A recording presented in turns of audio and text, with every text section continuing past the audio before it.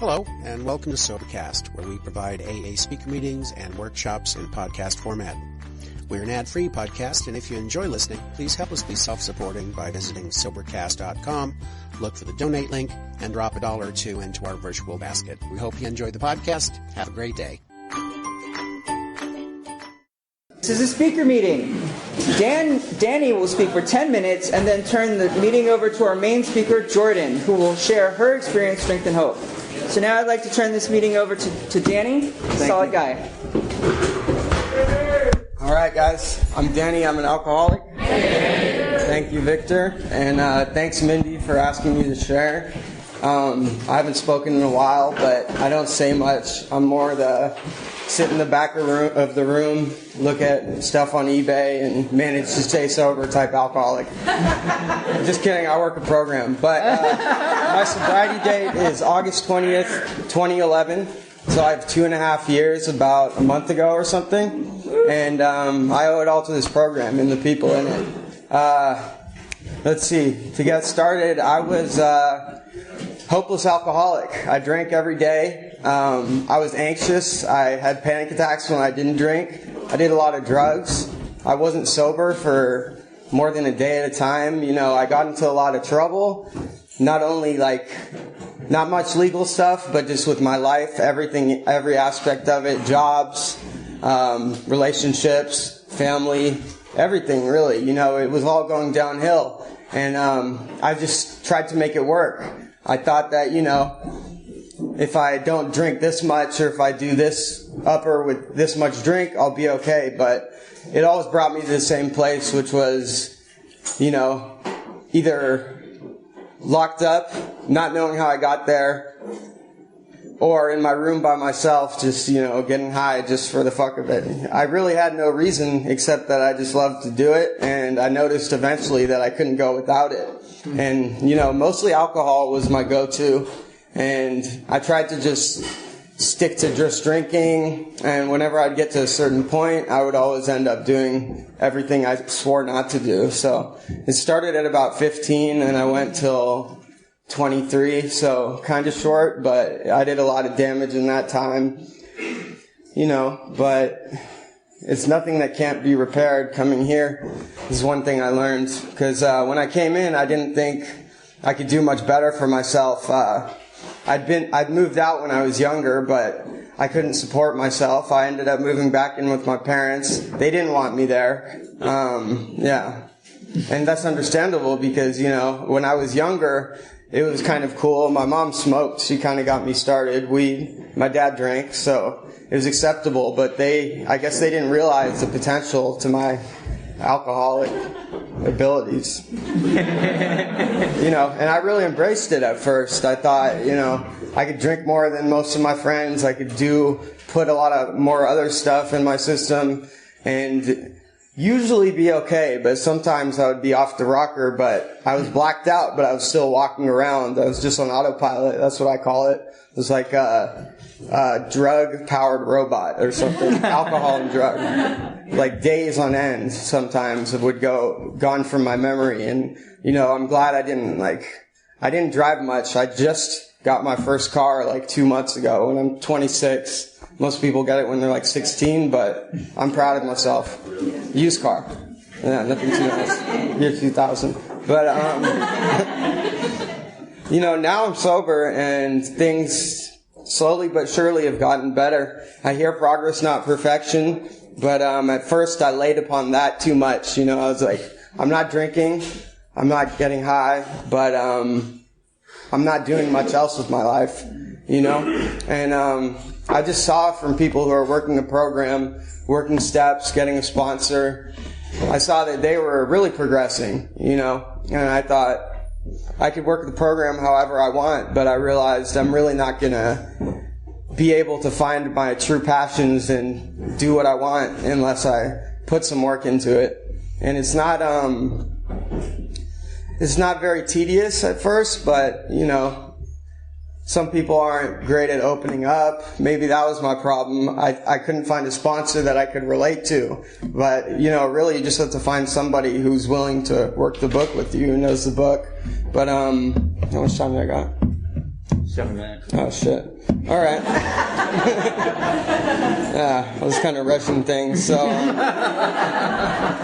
how I got here, really, I always knew I had a problem, but as I said, I kind of embraced it. I would, I was proud that I was an alcoholic. I didn't understand the bad part of it, I'd just be like, I like to drink, hang out, and, that was my lifestyle. Like, the people I looked up to did the same things. Got in a lot of trouble, did stupid shit. Maybe were smart and talented people, but definitely didn't, take advantage of those talents. And it really is sad to see how many people with that potential can go downhill and never are able to, do what they're able to do. But I didn't actually start coming to meetings until I went to an outpatient rehab program. And I went there at first because I couldn't buy my own place, and my parents wouldn't want me to stay at the house if I wasn't sober. So I just went to the program to please them. And, I'd get like a month at a time. I'd start feeling good, and I'd be like, all right, I'm going to go party again. And, no big deal, because shit wasn't too bad yet. But I kept doing the spiral where I'd get a month or two, and then I'd go drink and do drugs more than I was doing that month before. And it is definitely a progressive illness for me. I would just start with the 6-pack, and a week later it'd be 12 to 18 if I was just drinking. But eventually I started to, put together some time, and I didn't even know my sobriety date at the time because I didn't plan on staying sober. And I lived in a sober living house, and they would test me every month. So after the day after they would test me, I'd go out and drink and get high. And I was doing this for a while, and finally I got 2 or 3 months together, and I was just like, you know what, I'm just not going to do it. It was too much stress for me. Like, shit, am I going to pass? Or, I didn't even have money. I didn't even know how I was doing it, really. Maybe hanging out with the wrong people, but it wasn't good at all, And once I got my first taste of recovery, I thought, maybe I could do this. And, I started connecting with people who were at the program who actually went to meetings and stuff. And I started going to a lot of meetings, Late Show here, young people's meetings. I never really picked a certain home group whatsoever, but I go to all sorts of meetings, I kind of pride myself in that. Like, I hit probably a meeting 6 days out of the week, the same one. And I try to get out to different ones, but really, it's the meeting and the fellowship that's helped me out a lot. There's never been a time when I'm going through something and I can't text or call somebody and they'll help me out. A sponsor or just a friend in the program. It's crazy. And I didn't think I had that type of companionship, or I didn't think I would ever find that, because I had found it before, but maybe it was in a girl, and that ended. And, I didn't trust many people with that sort of, real honest stuff. But I learned to talk about shit. I learned to, try to deal with my problems, because once I got sober, all those emotions I was suppressing, they actually came up. Like, I never knew how to deal with anger without, numbing my body, numbing myself. I never knew sadness since I was, 14 or 15, but I hadn't ever been depressed by then or anything. So, there's a lot I've learned coming in here, spiritual growth, mental. I've learned to keep a job, even if it's simple. Today I had to wake up at 5:50, and I told my boss, I don't know if I could do this gig. It was a catering thing, because, I'm very known to just sleep through my alarms. And I told her just to warn her, And, I made it. I've been up a long time. I drank coffee a lot earlier, but I didn't get any before the meeting because I thought it'd make me nervous. But luckily I was only asked to speak right before, and that's the best for me, because if I'm asked a week ahead, I'm thinking about it all week. But I really learn from everything I hear from people. Every time I come to this meeting almost every week, and either one or both of the speakers really blow me away. So it's crazy. There's a lot of knowledge. They say go with the similarities, not the differences, and take what you want, leave the rest. That's exactly what I've done. And one day at a time, I've learned to stay spiritually fit, stay sober, and, deal with life without drinking. Because before, that wasn't possible. I didn't want to, but also I couldn't. And I know everyone here relates to that on some sort of level, because this is Alcoholics Anonymous, and normally people, people don't have this certain illness, I guess. It's a disease. And I want to talk about one more thing, is when I got sober, doctors, it was in a program, so they were trying to prescribe me lots of stuff. And I started out on an antidepressant, and that kept me sober. It didn't keep me sober, but, there are people with dual diagnosis. I can do it without them, but maybe I needed that to start me off. But, I really wish I could have started completely sober.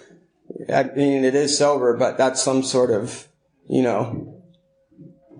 mood elevator or whatever. But, everyone does it their own way. And I have tons of respect for the people who quit cold turkey off everything. And, I said all I want to say, but I look forward to hearing Jordan. Kind of jumbled, but thank you guys. Yeah.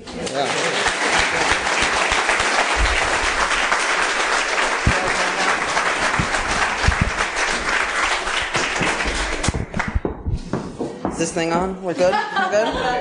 Hi, I'm Jordan. I'm an alcoholic. Let's hear it in front of them. Thank you so much for your share. Not drinking coffee was probably a good call because I'm highly caffeinated right now. I'm like, oh, this is going to be awesome. It's going to be like a Quentin Tarantino movie. Put it together yourselves. So I got sober July 19th of 2005. I did not intend to get sober when I came in here. For everyone who's new, welcome.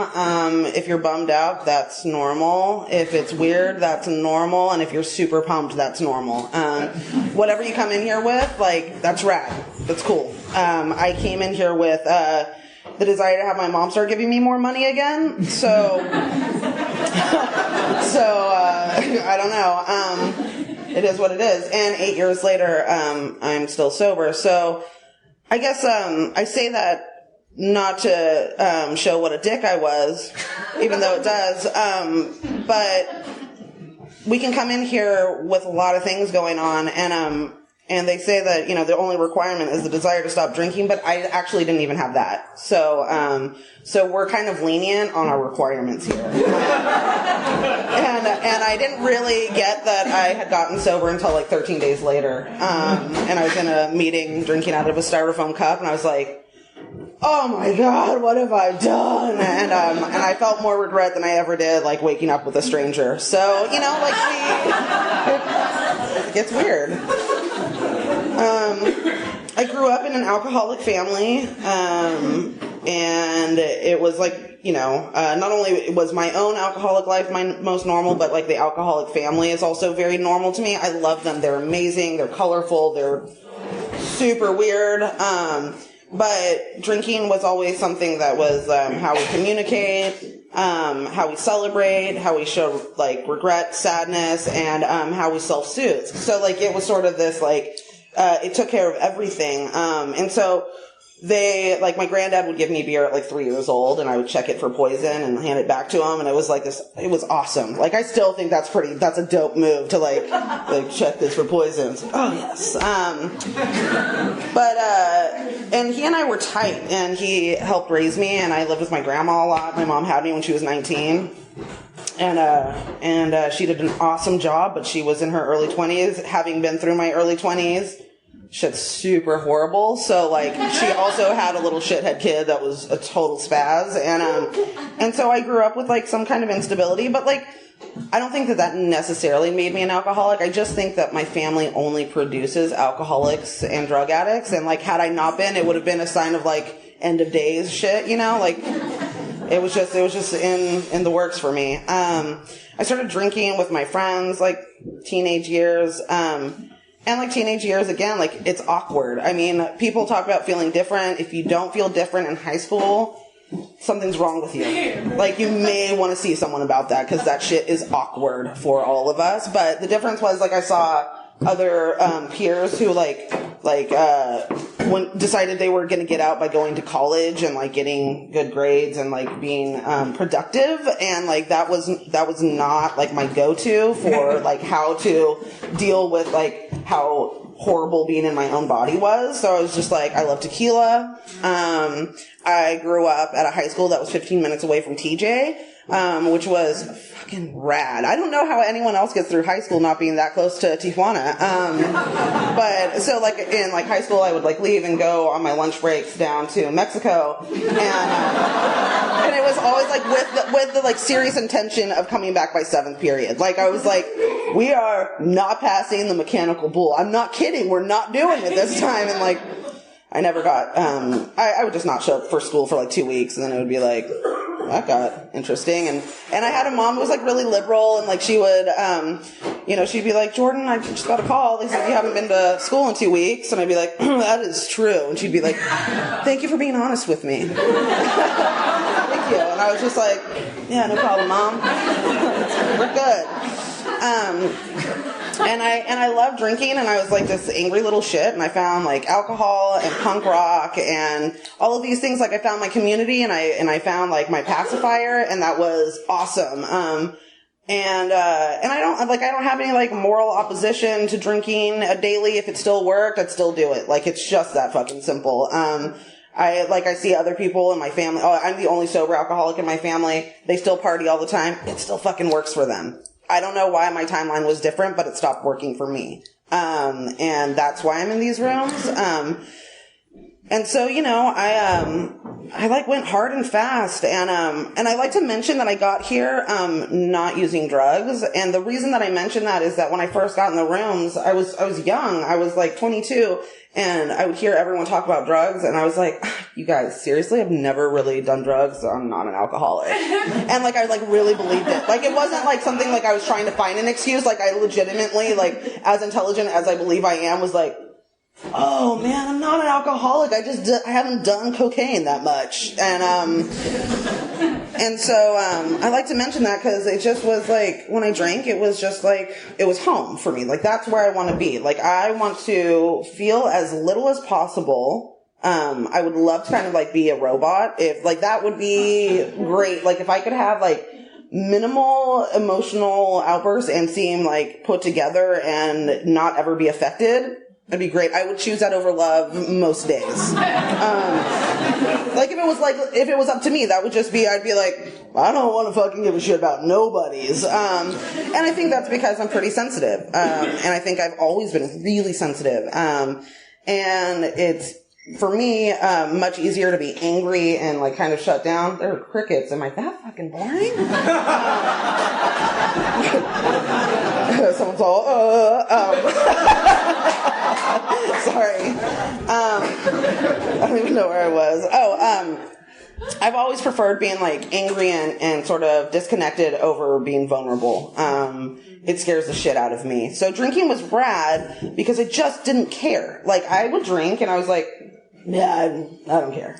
Like, I literally, like, nothing. And I just got back from a month of being in San Diego with my family. I had to go there. I've had a few family members die recently.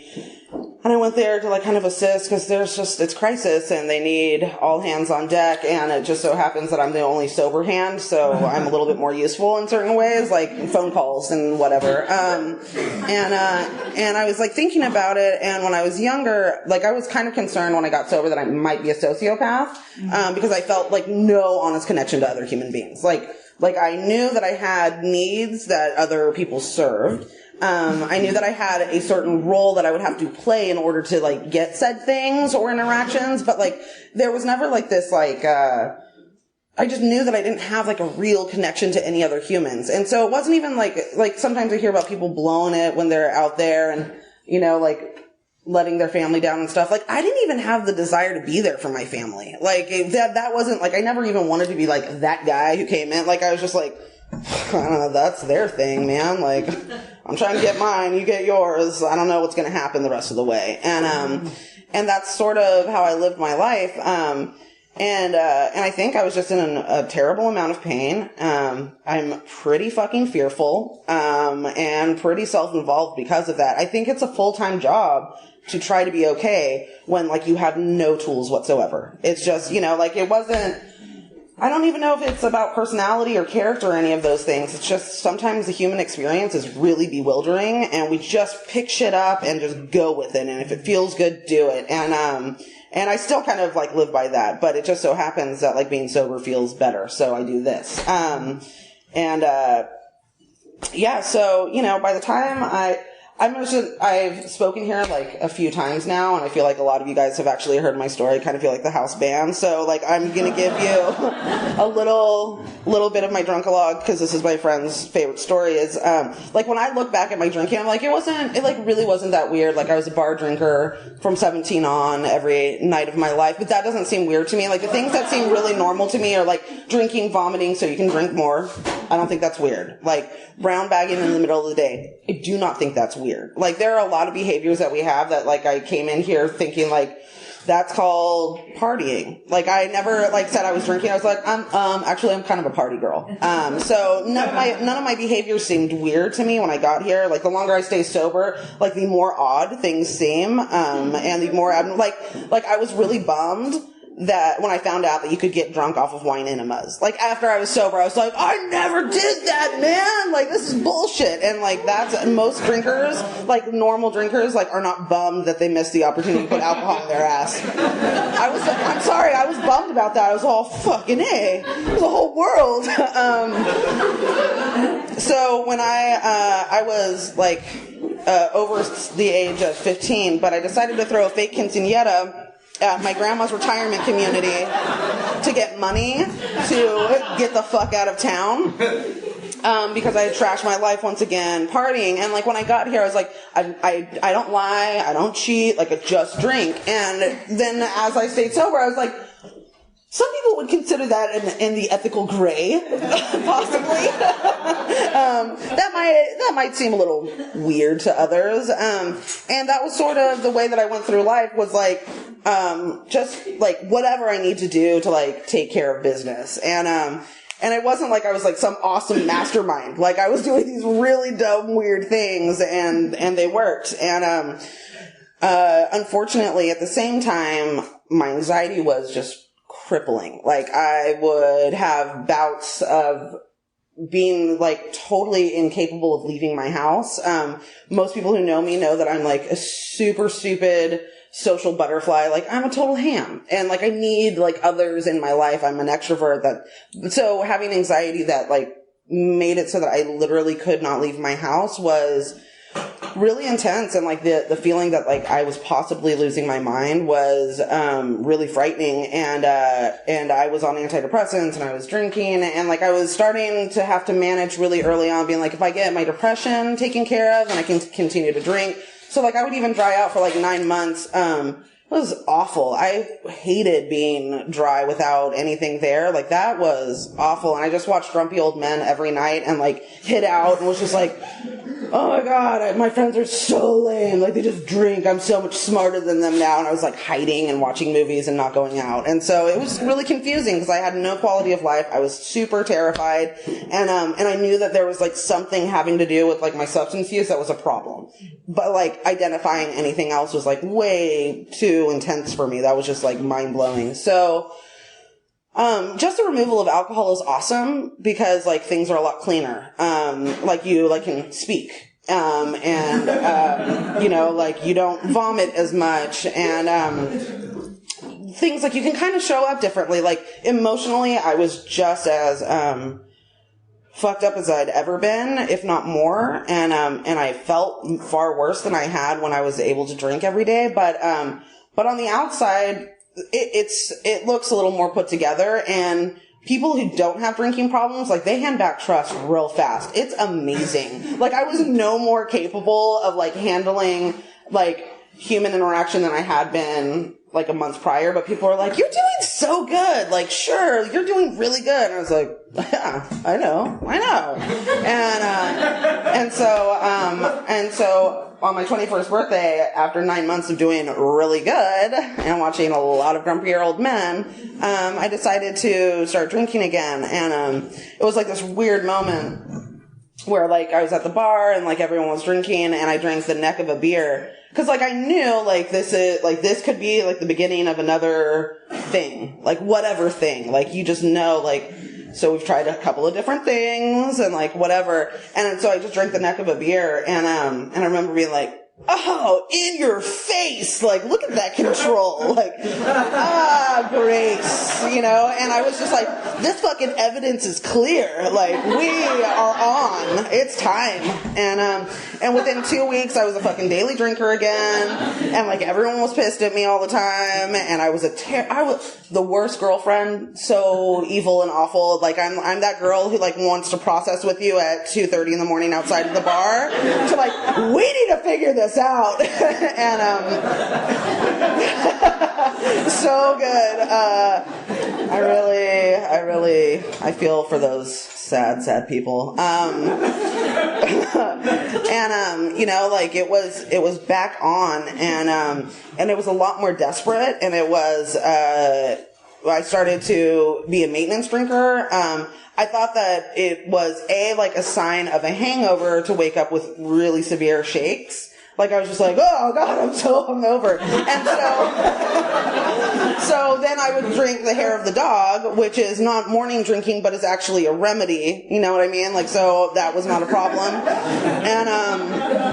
And so my drinking became pretty chronic. And it would be things like, my girlfriend at the time who, so kindly and dysfunctionally stayed with me, she would do things like kind of ask me to like chill on my drinking, and as well as my mom. And my mom would be like, you know, like maybe try not to drink this week. And I'd be like, actually tomorrow's karaoke and the next night's ladies' night. Like I've got it all planned out, so I can't really do that, but we'll see. And I've got it all. This is what's happening.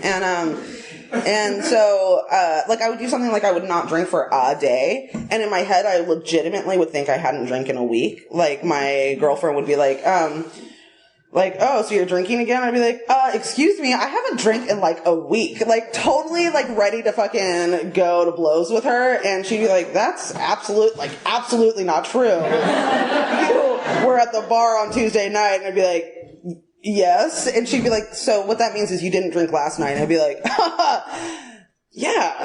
What the fuck? Like one day felt like a week.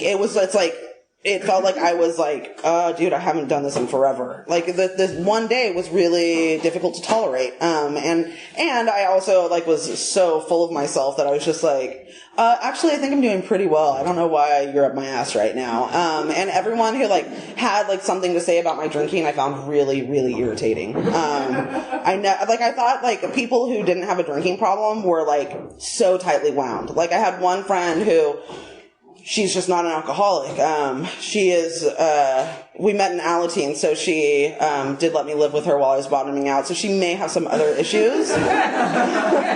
But like she would drink like a JD Cooler, those little tiny shits that are colorful, and she would drink like 1.5 of them and be like, ooh, my face is so warm, I better knock it off. And I would just be like, God, what the fuck is wrong with her? She's just so tightly wound, like, let it go, man. And like, I would legitimately feel angry at her for not getting fucked up. I was just like, oh, you're such a do-gooder, like, oh, look at you holding it together, like, so cute. And like, I thought it was just like it was just like, bullshit, you know? Like, I really resented that. And, because I really, like, I couldn't imagine that anyone would drink alcohol and have anything close to the experience that I have when I drink and put it down. Like, I couldn't understand that, like, other folks were not having a drink and, like, immediately being like, this is where I want to live forever. Like, that's what happens to me. Like, as soon as I start drinking and, like, I feel the buzz, I'm like, whatever it takes, man, like, let's do this. Like, I just want to stay right here, and right here looks like me ending up passed out and like whatever, and that's fine. Like what that would have been fine, except for like that stopped being cool. Not because the act itself wasn't cool, but because like my brain was with me all the time.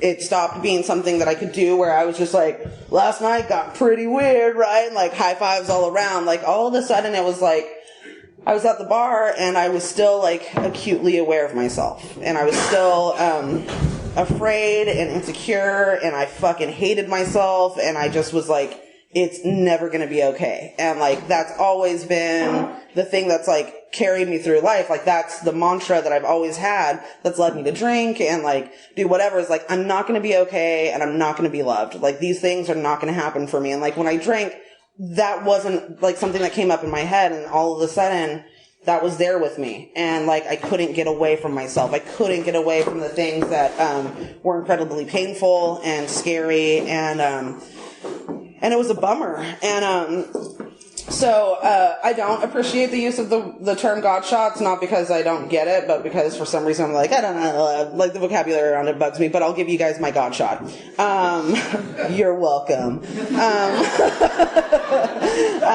So when I was, a party girl, I ended up one night drinking the same amount of whiskey that I usually did, and I had been mixing my antidepressants, and I ended up in the hospital, and I was like having a like full blown panic attack or some weird fucking thing was going on, and they took me to the hospital, and I was like in the ambulance on the way over there, vomiting all over myself, and these fucking EMTs, these fucking assholes, they were like, oh, hey, you like Italian guys? Like totally, like make fun of the drunk girl who obviously is wearing high heels and just at the bar, like totally being rude. And I was like, like puking on myself, like, fuck you.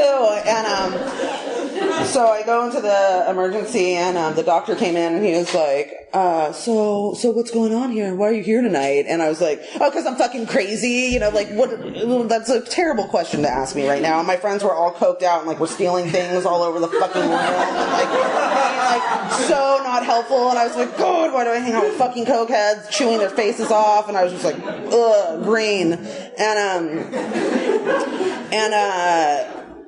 I finally, when I left him, like towards the morning, he brought like tons of paperwork about like the mixture of antidepressants and alcohol. And I was just like, good, fucking, oh, I'm a doctor, like fuck you, man. Like, you don't fucking get me and my people and my lifestyle. And so like in the car, like as we're leaving, like I like throw these papers out in this like incredibly dramatic, like fucking girl interrupted moment of my life.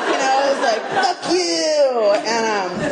And like my friends dropped me off at home, and like immediately when I was by myself, I was like, I'm so fucking scared, like all of that, like all my cojones were gone. Like I was like sitting there with myself just being like, I don't know, like I have no idea, like I have no clue how I'm going to be okay. And like I also knew like actually like it's never going to be okay. Like that was like the most honest truth I could think of. It's like, I am not going to be okay.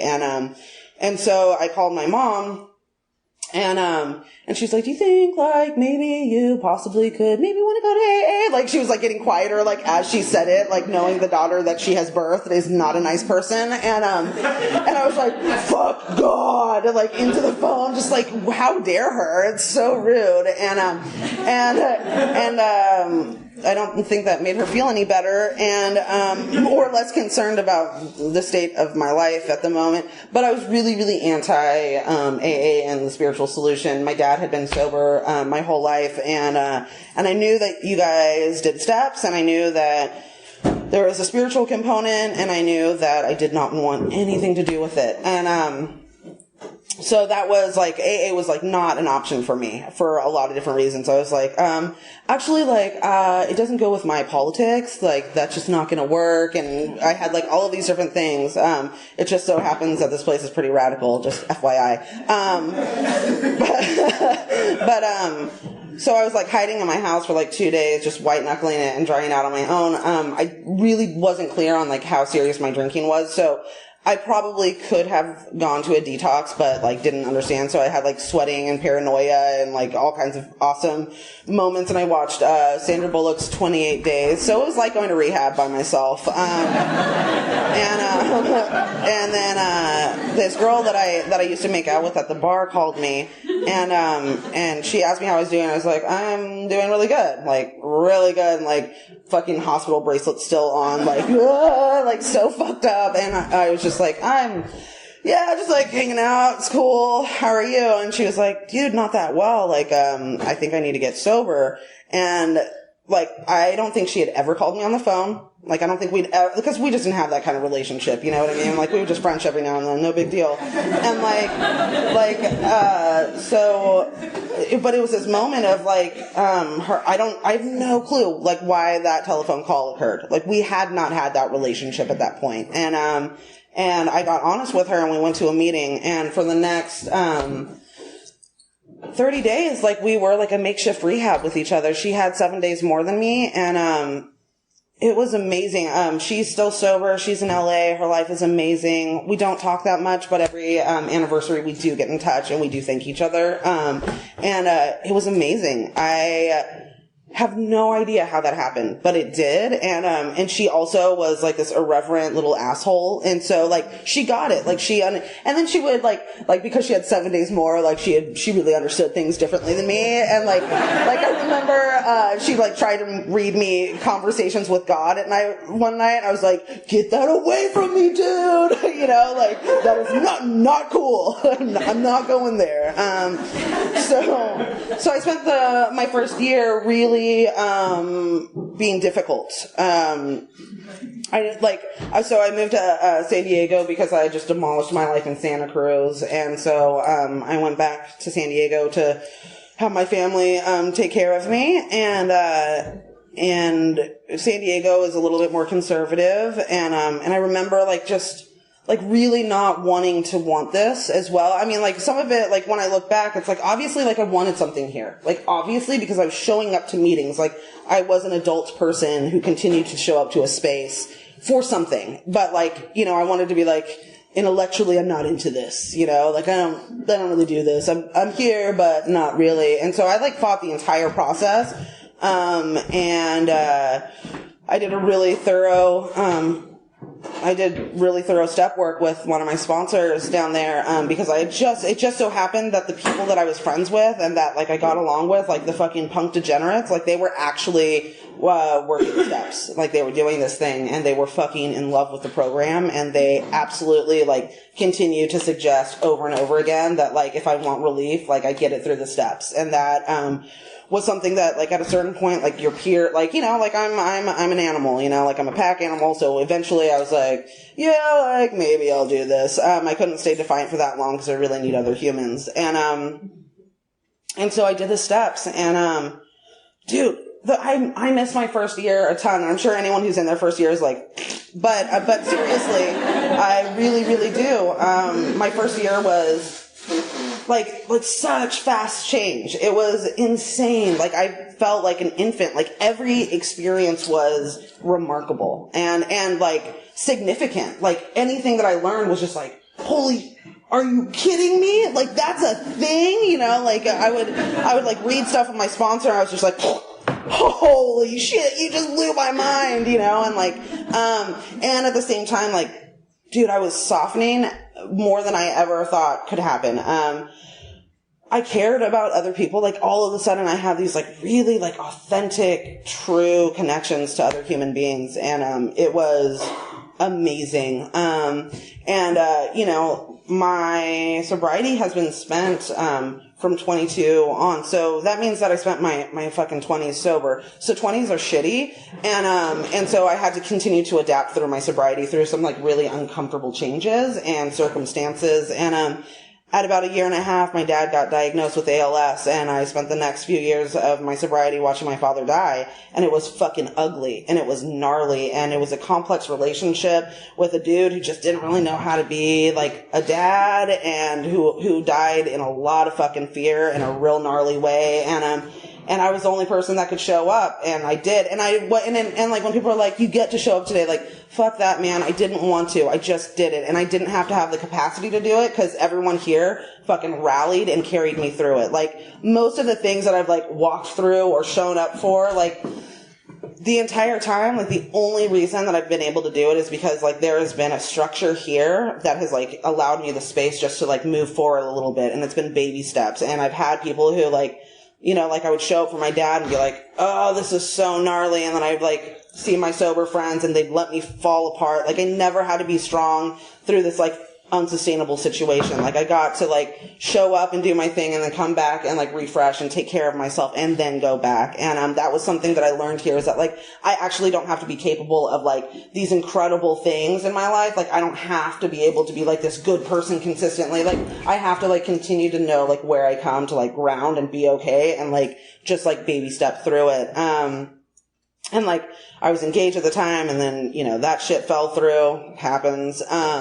And it was like, my life just fucking fell, dude. And I was so bummed. I was like, I've been sober, like, I've been doing all this stuff, and, like, I got to experience, like, that, like, actually, like the idea that, like, I'm gonna get sober and, like, be happy forever, like, actually, has not been the fucking case. Like, I did not get here and, like, all of a sudden I'm entitled to, like, extreme joy. Like, every day I'm like, dude, my fucking life rules, best day ever. Like, I had some really fucking hard shit happen, and I just didn't get to be like a huge asshole through it. Like I expected, like, not drink and, like, the world to be like, right this way, you know? Like, you have not shit yourself. Please come in. It's easy here on out. And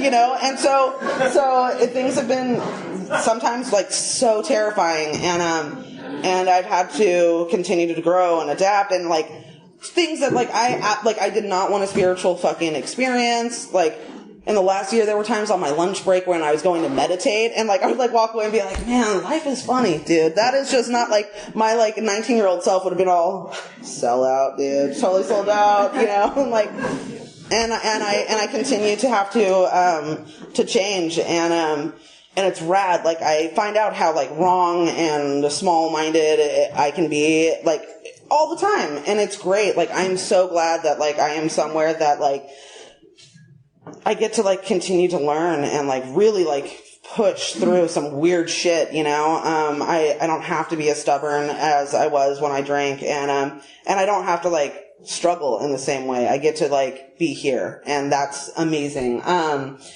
You know, and so, like, I thought, like, I'd had my hard moment. Like, I'd had that hard moment that, like, is like, dudes, I stayed sober through that. Like, let me carry this message, you know, and now I will be of service better. And like, from here on out, like, it should be easy. So, that did not happen. And, about 6 months ago, like, the fucking shit fell apart again. And it was like days of, like, are you fucking kidding me? Like, those days where you're like, no, dude, seriously? Like, did I just get robbed as well? Okay, cool. Like, how about I break my ankle? I'm gonna break my ankle, like, right now. What, grandma's dying? Oh, fuck. Like, breakup? Okay, let's do this. And so, like, and, like, literally, like, in, like, a 2-week period, it was so fucking gnarly. Like, it was just, like, I'm on crutches being like, why? And, what is happening? And, you know, like, I was talking to my sponsor and I was like, look, like, I'm gonna be real. Like, I do not actually want to, like, rise like a phoenix again. Like, I fucking did that round 1, like, round 2, I'm actually over it. Like, resilience, I don't really care. Like, I don't want any more character. Like, I do not want any more experience, strength, or hope, bro. Like, just fucking Netflix. That's it. Like, that's it. And it has not been my choice. So, I've had to continue to walk through it. And like, you know, the truth is, like, all of that really gnarly pain, like, I don't have to drink. Like, I had a lot of reservations when I got here. One of which was like, I'm probably going to have to try ecstasy again at some point. That was like one of the stupid ones where I was like, because feeling joy is pretty sick, right? But also like death, breakups, financial insecurity, like all of those things are my get out of jail free cards, like in my, like, I want to party brain. And I've not picked up, not because I've been like white knuckling it, but because this has been where I want to be. This has been the safest place and like the raddest place. It has held me so well. For like friends of mine who don't have a drinking problem, don't totally like understand like how I do this and like why I do this, it's better here. Like for me, with my experience of drinking, like this place, like being like sober and having a community and being able to adapt, you know, being like just being here and having a tool set that like is the steps and having a support group that is the fellowship and sponsorship, which is fucking sick. Dude, you can get like a team. You literally can get a team here. Like you can join so many 12-step programs and it'll be like NASCAR. These people are fucking putting you back together. Like it's amazing. Like do whatever you have to do. And like it, because it's fucking better here because I get to like have tools that are not just like gonna cause beer shits in the morning, you know, like I get to have a fucking crazy amazing experience and I get to show up in ways that I didn't think was possible. I just 2 months ago was in the room while my grandma passed away and that was fucking mind-blowing. Like this woman who had like beautifully and caringly taken care of me, and she was a total alcoholic. I have a tattoo right here that I just got that's a wine glass with ice cream in it because like that bitch lived off of red wine and ice cream for the last few years of her life, and I'll fucking celebrate that shit with her. And I got to be there in the room, and the rest of my family, like they couldn't do it. Like they partied too, like they were like margaritas were like at like super early in the morning, and like they would come in at like 2 in the morning and like yell sing at my grandma Dolly Parton songs, and like so I was the sober person who had to like give her morphine and had to sit there with her and like take care of her and take care of her body and change her and kiss her face, and it was fucking amazing. And like in that moment I was like I don't always have these moments of like, this is why I'm sober, because I get to be this person. But that was like one of those moments where I was like, fucking A, like I am sober for this second, like right here, where like I am looking at this woman and like respectfully and lovingly like letting her go. And it was beautiful. And I'm super grateful that I got to be that person and to like have that experience. And really like I'm the only one in my family that remembers it with any clarity. I'm the one who carries that burden, and it kind of is a pain in the ass, but it's also like the most beautiful thing that I will ever do, you know? And I continue to be there for them, and they're funny and weird, and my mom and my aunt and my sister have decided to get really into weed all of a sudden. And I was like sitting there last week with a depressed psychic and my fucking weird new agey family smoking weed, and like I was able to like be present and like still be of service and make a little bit of fun of them. They're like, I'm like, seriously, just blow it out, you know, like, stop it, fucking grow up, okay? But you know, and I get to be there, and I love hard. If there is like any reason that I stay sober today, it's because like I get to experience like the deepest, most profound love that like I've ever had. And I never knew that this was like the shit, you know, like this is why I like am stoked to be alive. Like this is the best shit ever. And it's way less messy than drinking, and I'm just fucking so grateful that you guys have been my teachers and my peers, and people have allowed me to sponsor them, and it's fucking amazing, and time.